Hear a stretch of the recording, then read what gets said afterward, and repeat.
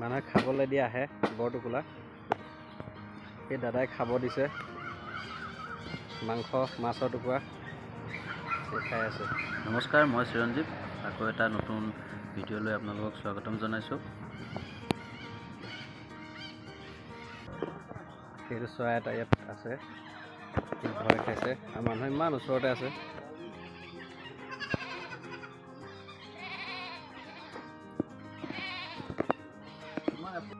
এইটো এটা বৰটোকোলা চৰাই আৰু এই ৰঙতি চেণ্টাৰত মানুহখিনিয়ে বহুত দিনৰ পৰাই খোৱা বোৱা দি থাকে কাৰণে ইয়াতেই বাসস্থান কৰি আছে।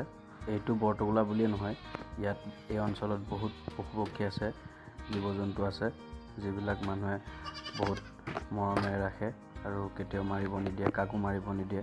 মাৰিবলৈ হ'লে তাৰ শাস্তি বিহে। এনেকৈ থাকে নে সদায়, নে মাজে মাজে আঁতৰি যায়? এটা নাই ঘূৰি ফুৰে ন? কি সুন্দৰ পৰিৱেশ চাগে দেই।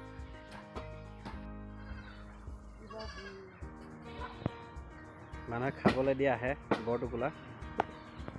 সেই দাদাই খাব দিছে মাংস মাছৰ টুকুৰা খাই আছে। এইটো অঞ্চলৰ সকলো মানুহেই প্ৰকৃতিপ্ৰেমী আৰু খুবেই সচেতন, আৰু প্ৰকৃতিক ধ্বংস হ'ব নিদিয়াকৈ কেনেকৈ বচাই ৰাখিছে এটা সুন্দৰ নিদৰ্শন।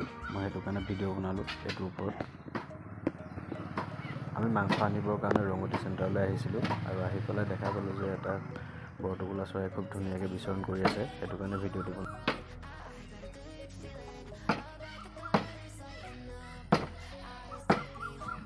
এইটো পৰিৱেশৰ কাষতে এই বৰটোকোলা চৰাইটো আছে। ই মাংস টুকুৰা খাই নাখায়? দিয়কচোন দুটকামান সৰু সৰু, আমাৰ তাৰ পৰাই কাটি অকণমান। তেনে ইমান ডাঙৰ দিয়ক, সৰু কৰি দিয়ক। হা কিছা দিয়কচোন ওচৰলৈ। ওচৰতে বেছি দৌল নিদিব। তাতকৈ আগত দিব।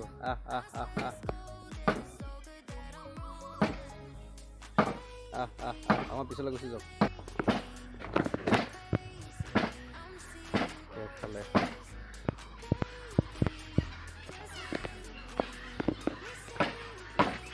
ঢেৰ পশু পক্ষী আছে এই অঞ্চলত, কোনেও নামাৰে।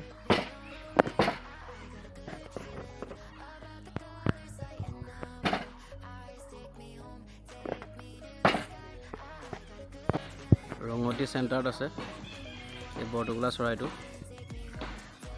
ওচৰত যে গছকেইজোপা দেখিছে, এই গছকেইজোপাত হাইঠা, ভাটৌ, যিকোনো চৰাই আছে।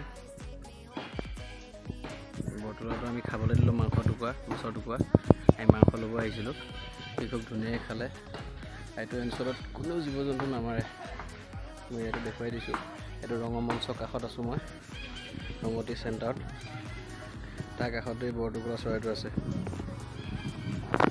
খেতি মানুহ অহা যোৱা হৈ আছে।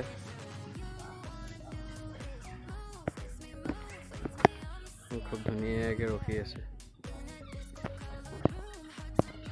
মাজে মাজে উৰি উৰি গুচি যায় আৰু ইয়াত মানুহে খাবলৈ দিয়ে। খাবলৈ দিলে আহি আকৌ আহি যায়। যেতিয়া খাবলৈ তাত বাহিৰত মন যায়, সি বাহিৰতো খাই আহে আৰু ইয়াৰ মানুহেও খাবলৈ দিয়ে।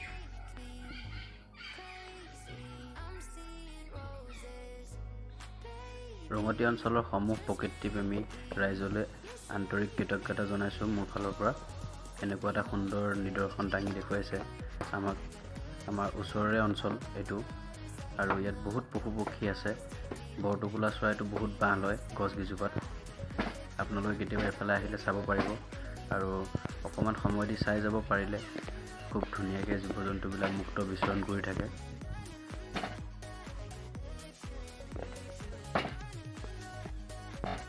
এই অঞ্চলত বৰটোকোলাৰ লগতে অন্যান্য চৰাই চিৰিকটিবিলাকো মুক্ত বিচৰণ কৰে। শামুক ভঙাও থাকে, হাইঠাও থাকে, আৰু লগতে ভাটৌ, এইবিলাক বহুত ধৰণৰ চৰাই চিৰিকটি ইয়াত দেখিবলৈ পোৱা যায়। আৰু ওচৰত বহুত পুৰণা গছ আছে। গছখিনি শিমলু গছ বা ধৰি লওক বকুল গছ, তেনেকুৱা ধৰণৰ বহুত ডাঙৰ ডাঙৰ গছ আছে। ওচৰে পাঁজৰে জোপোহা গছ আছে বাঁহ সাজিবৰ কাৰণে, তাতেই সিহঁতি বাসস্থান কৰি থাকি ভাল পায়। এফালে মানুহে গছ গছনি কাটি ধ্বংস কৰিছে, যাৰ কাৰণে জীৱ জন্তুবিলাকৰ বাসস্থানবিলাক ক'ত ক্ষতি হৈছে, থাকিবলৈ অসুবিধা হৈছে সিহঁতৰ। আৰু অন্যফালে এই ৰঙতি অঞ্চলৰ প্ৰকৃতিপ্ৰেমী ৰাইজে লোৱা এই পদক্ষেপক আমি সন্মান জনাই শলাগ লৈছোঁ। এনেদৰে আগলৈও যাতে আমি এই জীৱ জন্তুবিলাকক মুক্ত বিচৰণ কৰি থকা দেখিবলৈ পাওঁ।